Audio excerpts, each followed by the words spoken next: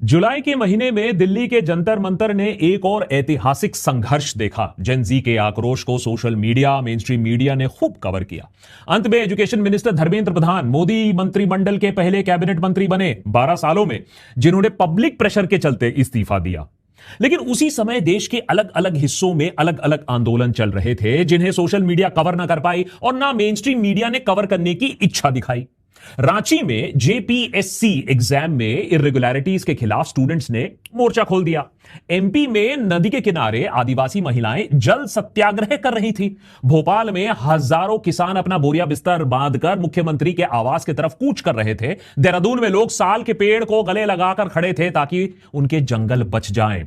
पंजाब में sanitation workers के ऊपर लाठीचार्ज हो रहा था और असम में काजीरंगा के पास 5 स्टार होटल बनाने के विरोध कर रहे एक्टिविस्ट पर एनएसए लगाया जा रहा था। और यह सिर्फ मैं कुछ नए प्रोटेस्ट की बात कर रहा हूं जो पिछले महीने हमारे सामने आए। भूलिए मत कि हमारे देश में वैसे में ही नौकरी, पानी, बिजली, जमीन मुआवजा, एमएसपी को लेकर विरोध प्रदर्शन होते आए हैं। लेकिन सरकार ने पिछले कुछ सालों में किसी भी आवाज उठाने वाले को एंटी नेशनल घोषित करने में सरकार कामयाब रही है। चाहे वो आवाज जेएनयू से आए, चाहे जंतर मंतर से आए, या फिर झुमरी तलैया से। प्रोटेस्ट करना, उसमें जाना, उसका समर्थन तक करना अनुकूल सा बन गया था। लोग भी मूर्ख बन गए। धर्म, राष्ट्रवाद के नारों के बीच में वो चुप से रह गए। लेकिन अब ये चुप्पी टूट रही है। देश की खस्ता आर्थिक हालत, पेपर लीक की बाढ़, एजुकेशन सिस्टम का टूटना, नौकरियों का सिकुड़ना, किसानों की लाचारी सबको सड़क पर ला चुकी है। और जवाब सभी से मांगे जाएंगे, चाहे वो बीजेपी हो या कांग्रेस हो, जेएमएम हो या फिर आम आदमी पार्टी हो। हम भूल जाते हैं कि हमारा देश प्रदर्शन और आंदोलन के आग में झुलस कर ही बना था, तभी जाकर हमें इंडिपेंडेंस मिली थी। चाहे वो क्विट इंडिया हो या नॉन कॉपरेशन मूवमेंट हो। यह एंटी नेशनल नहीं हुआ करता था, यही देशभक्ति हुई करती थी। अंग्रेजी हुकूमत तो चली गई, लेकिन उनकी जगह नेतागण ने ले ली। 3 गुना लगान अब टैक्स के रूप में वसूला जाता है और नेशनल सिक्योरिटी का हवाला देकर जनरल डायर के तरह व्यवहार भी किया जाता है हमारे साथ। देश में आज जो अनेक जंतर मंतर खिल रहे हैं, यह उसी हुकूमत को नोटिस है, चेतावनी है कि चुनाव तो 5 साल में एक बार आते हैं, लेकिन उसके बाद काम करना और जनता को जवाब देना नेता की डेली जिम्मेदारी है, उसका ड्यूटी है। अरे नेता भगवान नहीं है, सर्विस टेक्नीशियन है, जिसे हम 5 साल के लिए देश या कोई राज्य चलाने के लिए कॉन्ट्रैक्ट देते हैं। अगर काम सही नहीं हुआ, अगर चोरी चकारी हुई, तो नौकरी जा सकती है। इसी को कहते हैं पीपल्स पावर। और ये जो आक्रोश अलग अलग राज्यों में अब हम देख रहे हैं, वो ऐसा है कि लोगों में एक्चुअली जो सब्र का बांध था ना, वो बस टूट रहा है, अब हमारे सामने आ चुका है। क्या अब नेतागण ये बात समझ पाएंगे कि उनका पाप का घड़ा भर चुका है? कोई भी नेता, कोई भी पार्टी पावर के नशे में इतना तो धुत नहीं हो सकती है कि उसे खतरे की घंटी नहीं सुनाई देती है। सवाल यह है कि अब वो रिएक्ट कैसे करते हैं, लोगों की बात सुनते हैं या उन्हें और रौंदते हैं आने वाले दिनों में। सबसे पहले रुख करते हैं झारखंड की तरफ। 29 जुलाई से रांची के जयपाल सिंह मुंडा स्टेडियम में एक धरना प्रदर्शन चल रहा था। डिमांड सिंपल लेकिन गहरी है। झारखंड पब्लिक सर्विस कमीशन या जेपीएससी और झारखंड स्टाफ सिलेक्शन कमीशन या जेएसएससी, इसके जरिए होने वाली भर्तियों में पेपर लीक और भ्रष्टाचार का आरोप काफी टाइम से लगता आया है, लेकिन इस साल तो हद ही हो गई। जेपीएससी एग्जाम में कोई कैटेगरी वाइज कट ऑफ नहीं बताया गया, मेरिट लिस्ट पर कमीशन मेंबर्स के सिग्नेचर्स नहीं मिले, और सबसे बड़ा स्कैम तब हुआ जब एक ओएमआर शीट वायरल होने लगा इंटरनेट पर, जहां 48 क्वेश्चन अटेम्प्ट किए गए थे, लेकिन उस कैंडिडेट को सिलेक्ट कर लिया गया जबकि क्वालिफाइंग स्कोर ही 144 था। इसीलिए स्टूडेंट्स ने इस सिस्टम को अब बदलने के लिए सड़कों पर आने का फैसला किया। जंतर मंतर में स्टूडेंट्स ने ऐतिहासिक जीत जब हासिल की, तो झारखंड में भी स्टूडेंट्स का हौसला थोड़ा बढ़ा। उन्हें लगा कि अगर कॉकरोच जनता पार्टी केंद्र सरकार को झुका सकती है, तो वो कम से कम राज्य सरकार, जेएमएम सरकार के आगे अपनी बात तो रख ही सकती है। धीरे धीरे रांची में प्रोटेस्ट बढ़ने लगा। फाइनली प्रोटेस्ट के 8वें दिन स्टूडेंट लीडर देवेंद्र नाथ महतो ने एक इनडेफिनेट हंगर स्ट्राइक शुरू कर दी। कुछ दिन बाद उनके साथ 5 और स्टूडेंट्स भी भूख हड़ताल पर बैठ गए। इसके बाद प्रोटेस्ट बढ़ता रह गया। हजारों बच्चे आज धूप, गर्मी, बारिश इस सब को झेलते हुए स्टेडियम के बाहर बैठे रहे, एक बेहतर कल की आशा में। बस फिर क्या था, स्टूडेंट्स सड़कों पर आ गए और उसके बाद जो सरकार की पोल खुलने लगी उसे कोई रोक नहीं पाया। ये आज 1 अगस्त है तो मैं यहाँ आई, तो ये मेरे चला जाएगा आज। और कल नहीं आई थी तो कल क्योंकि पैनिक अटैक आ रहे थे, सिर्फ 7 आवर पड़ी। हमारा प्लान भी नहीं है, हमारा प्लान भी कहाँ है, हम लोग कीड़ा मकोड़ा भी नहीं है, कुछ नहीं समझता हम लोग को, कुछ नहीं। जब झारखंड की सोरेन सरकार ने देखा कि प्रोटेस्ट तो बढ़ते ही जा रहे हैं, स्टूडेंट्स थक हार के घर नहीं चले गए, अपने मोबाइल फोन में बिजी नहीं हो रहे हैं, यह बात तो नेशनल लाइमलाइट पे आ रही है, तब जाकर चीफ मिनिस्टर हेमंत सोरेन ने 4 तारीख को अपनी चुप्पी तोड़ी। उन्होंने कहा नहीं, हमारी आंखें हैं, हमारे पास कान हैं, हम स्टूडेंट्स की बातों पर अमल जरूर करेंगे, समय आने पर सारी चीजों पर अमल होगा, अभी इन्वेस्टिगेशन चल रहा है। लेकिन आप सोचिए, एक डेमोक्रेसी में क्या एक चीफ मिनिस्टर की चुप्पी तोड़ने के लिए इतना बड़ा प्रोटेस्ट और इतना हंगर स्ट्राइक करना पड़ेगा? और मजे की बात यह है कि झारखंड सरकार कांग्रेस के समर्थन पे ही चलती है, उसके साथ ही चलती है। तो राहुल गांधी ने जो आक्रामक रूप दिखाया था दिल्ली में, अरे भैया पेपर लीक के मुद्दे पर प्रधानमंत्री के घर के सामने आ धमके थे, यह अनप्रेसिडेंटेड था। लेकिन झारखंड में स्टूडेंट्स के साथ वो नहीं खड़े हो पाए, एक ट्रू एग्जाम्पल वो सेट कर पाते, लेकिन जहां वो सत्ता में है वहां वो खामोश रह गए। लेकिन राहुल गांधी बोले ना बोले, प्रोटेस्ट अब इतना बड़ा हो चुका है कि स्टेट सीआईडी ने जेपीएससी के deputy exam controller Shweta Gupta समेत कई और लोगों को अरेस्ट किया है। खबरें यह भी आ रही हैं कि 20-25 लाख में एक सीट बेची जा रही थी। इन खुलासों, इन प्रेशर जब बढ़ गया तो फाइनली इस हफ्ते जेपीएससी चेयरमैन को भी रिजाइन करना पड़ा और मेंस एग्जाम भी पोस्टपोन करना पड़ा। पर स्टूडेंट सिर्फ एग्जाम पोस्टपोनमेंट की बात अब नहीं कर रहे हैं, बात उससे आगे जा चुकी है। जेपीएससी और जेएसएससी की गड़बड़ियों का सीधा इन्वेस्टिगेशन स्टूडेंट्स कह रहे हैं कि अब सीबीआई को करनी पड़ेगी, क्योंकि उनको स्टेट इन्वेस्टिगेटिंग एजेंसी पर भरोसा ही नहीं है। नंबर 2, 14th जेपीएससी प्रीलिम्स तुरंत कैंसिल हो और फ्रेश एग्जाम्स का अनाउंसमेंट किया जाए फटाफट। नंबर 3, रिक्रूटमेंट में 100% ट्रांसपेरेंसी लाई जाए और सालों का जो डिले है वो खत्म किया जाए।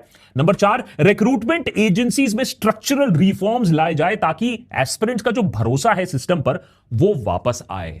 साफ तौर पर बच्चों का जो भरोसा है पूरे सिस्टम पर, नेताओं पर, वो चुरमुरा रहा है। नेतागण ये बात समझे इससे पहले कि बहुत देर हो जाए। देश में आज शायद कोई ही तबका होगा जो मुश्किलों में नहीं है। Students, middle class, labour class, farmer, आदिवासी, सब के बुरे दिन चल रहे हैं। मध्य प्रदेश के छतरपुर जिले में पिछले महीने बराना नदी के किनारे कोपी गांव के पास आदिवासी किसान और महिलाओं ने एक आंदोलन शुरू किया।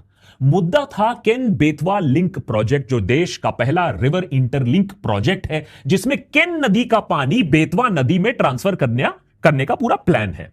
इस प्रोजेक्ट के खिलाफ शुरू हुए आंदोलन ने एक काफी दिलचस्प रूप ले लिया। प्रोटेस्टर्स ने यहां कई तरीकों से सिंबॉलिक सत्याग्रह किया। जल सत्याग्रह यानी पानी में खड़े रहना, चिता सत्याग्रह यानी चिता लाश के तरह नदी किनारे लेट जाना, यहां तक कि फांसी सत्याग्रह। इस आंदोलन के जो लीडर हैं अमित भटनागर 11 दिन से अनशन पर भी रहे। उनकी यह मांग थी कि प्रोजेक्ट में हुए 400 करोड़ रुपए की एलिजेड घपले की जांच हो और डिस्प्लेस्ड परिवार के साथ जो मुआवजा और रिहैबिलिटेशन की बात है उस पर कोई कॉन्क्रीट प्लान हो। 17-18 दिन तक यह प्रोटेस्ट चलता रहा। फिर 20 जुलाई की सुबह 5 बजे प्रोटेस्ट साइट पर पुलिस पहुंचती है।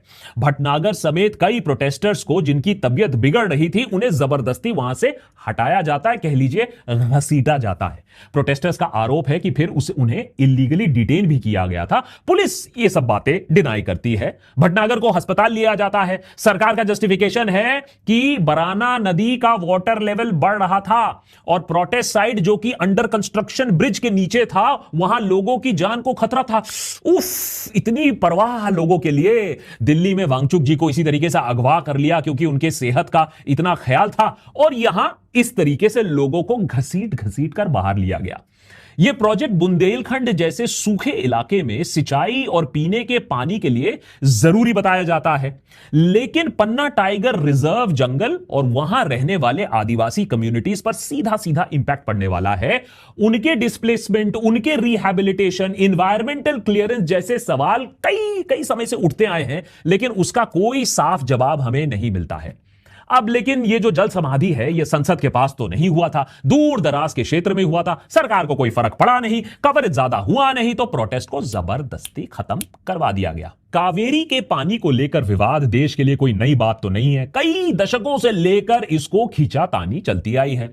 28 जुलाई को कावेरी वाटर रेगुलेशन कमेटी ने ऑर्डर दिया कि कर्नाटका अपने केआरएस डैम से तमिलनाडु को 3500 क्यूसेक पानी अगले 15 दिनों तक रोज रिलीज करेगी। इसके खिलाफ मांड्या डिस्ट्रिक्ट में फार्मर्स और प्रो कन्नड़ा ऑर्गेनाइजेशंस हाईवे पर उतर आते हैं, नारेबाजी करने लगते हैं, कर्नाटका के साथ इसे अन्याय बताते हैं। 31 जुलाई को केआरएस डैम साइट पर बीजेपी और किसान संगठनों ने मिलकर एक बड़ा प्रोटेस्ट का आयोजन किया। राज्य को 1500 से ज्यादा पुलिस फोर्स वहां डिप्लॉय करनी पड़ी। अब दिलचस्प बात यहां यह है कि कर्नाटका में कांग्रेस की डीके शिवकुमार की सरकार है और यहां बीजेपी खुद फार्मर राइट्स के लिए नारेबाजी कर रहा है, प्रोटेस्ट कर रहा है। माने यहां किसान एंटी नेशनल नहीं है, यहां किसान फॉरेन फंडेड नहीं है। माने किसान अपने हक के लिए अपने आप को ऑर्गेनाइज कर सकता है, आवाज उठा सकता है।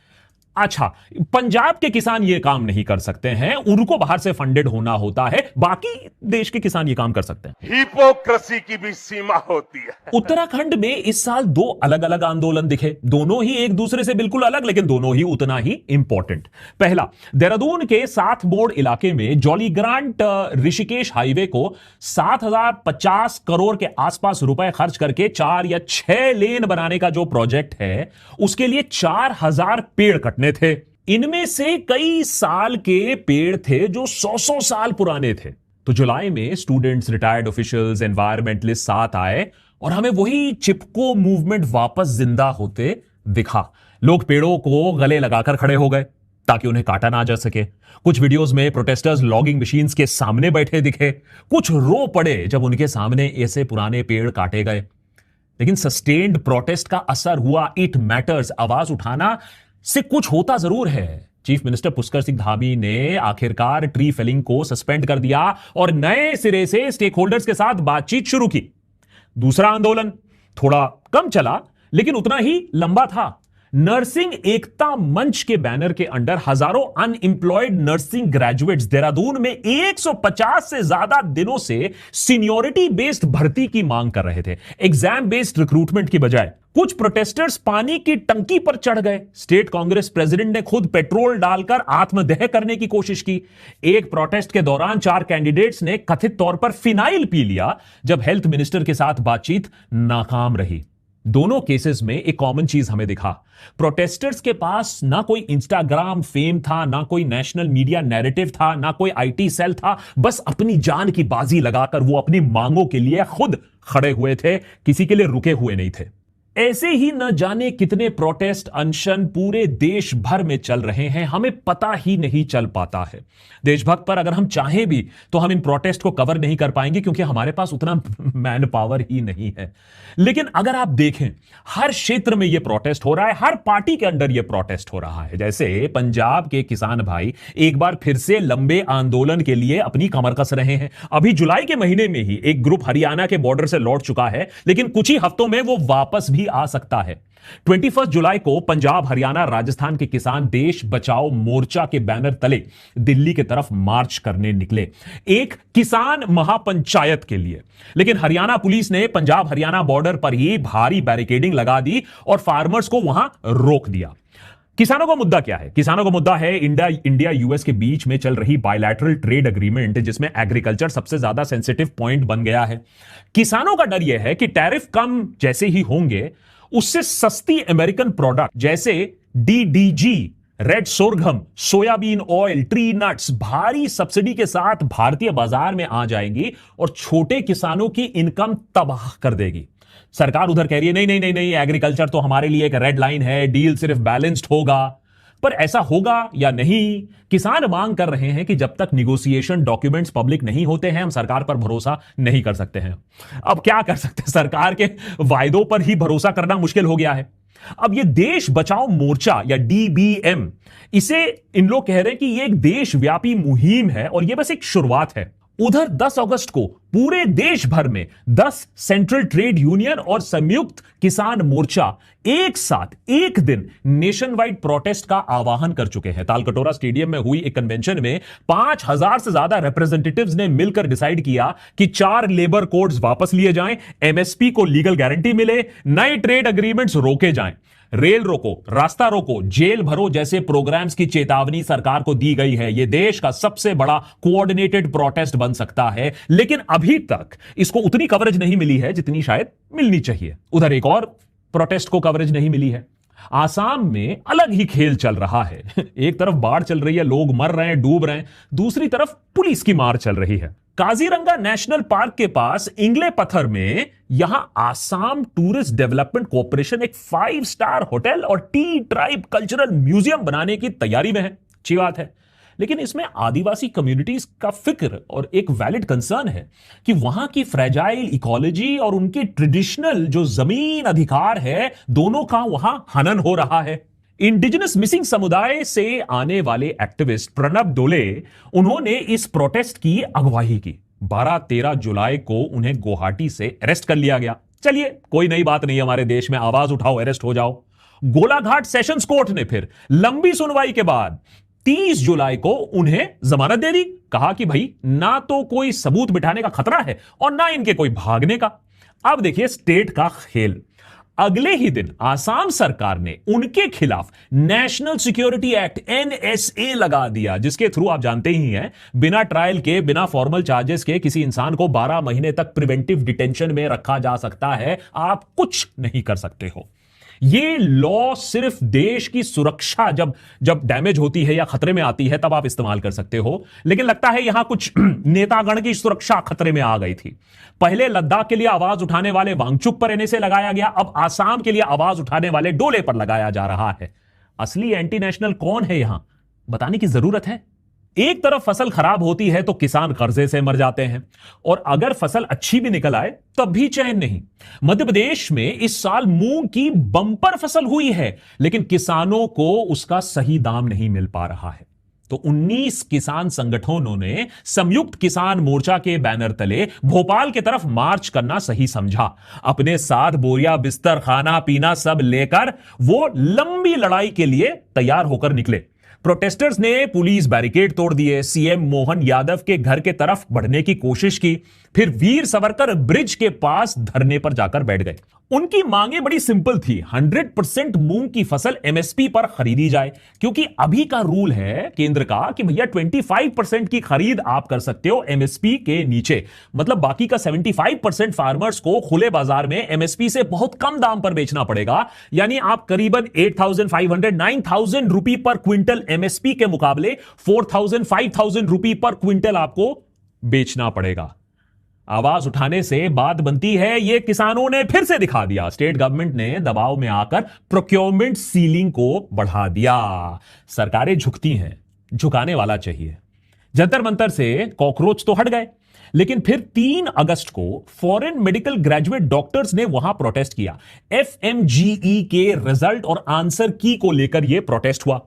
उनकी मांग थी कि कट ऑफ कम किया जाए और एग्जाम में हुई गड़बड़ियों की जांच हो। मैंने अभी भी एग्जाम में घपले हो रहे हैं, इतना बड़ा प्रोटेस्ट होने के बाद भी। यहां बस सिल्वर लाइनिंग अच्छी बात यह थी कि नेशनल बोर्ड ऑफ एग्जामिनेशन ने भैया तुरंत समझा कि दिक्कत हो सकती है, तो उन्होंने क्विकली रिप्रेजेंटेटिव से बातचीत करना शुरू किया। शायद इसीलिए, क्योंकि हो सकता है कि यह दिल्ली में प्रोटेस्ट हुआ, कैमरास के सामने प्रोटेस्ट हुआ, इमीडिएटली कॉकरोच जनता पार्टी के बाद प्रोटेस्ट हुआ। वैसे 9 अगस्त को सेव मणिपुर के बैनर तले जंतर मंतर में एक और प्रोटेस्ट होने वाला है। क्या मणिपुर की पुकार मोदी सरकार सुन पाएंगे या यह अभी भी इम्पॉसिबल है? देश में शायद पेपर लीक के बाद एथेनॉल स्कैम सबसे बड़ा मुद्दा बनने वाला है।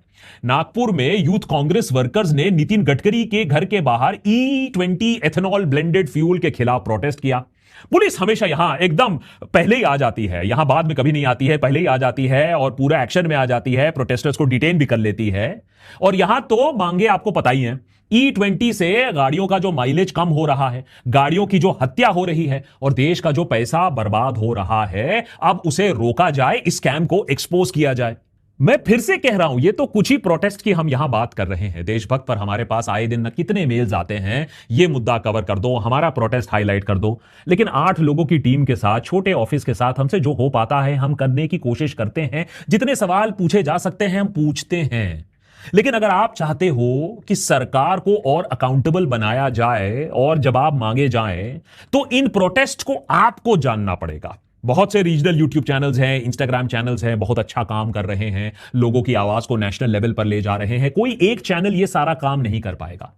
सवाल यह है कि सरकार इस ट्रेंड को समझती है या नहीं समझती है कि गोदी मीडिया और व्हाट्सएप प्रोपेगेंडा का काम अब नहीं चल पा रहा है। देश की असलियत लोगों को साफ साफ दिख रही है, लोग रेजिस्ट करना शुरू कर चुके हैं। और अगर हेकड़ी सरकार ने अपनी कम नहीं की तो मैं एक गारंटी जरूर दे सकता हूं कि सरकार की हेकड़ी तोड़ना लोगों को आता है, जनता को आता है, बहुत जल्द ऐसा होगा भी। जय हिंद।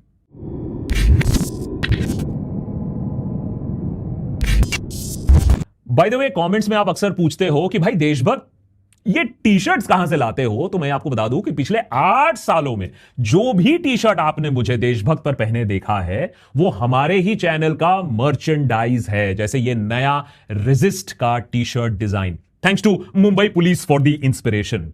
ये high quality made to order T shirts आपको मिलेंगे kadakmerch.com/देशभक्त पर और delivery is across India and worldwide. जरूर चेकआउट करिएगा एक बार वेबसाइट पर जाकर। More episodes coming up, stay tuned.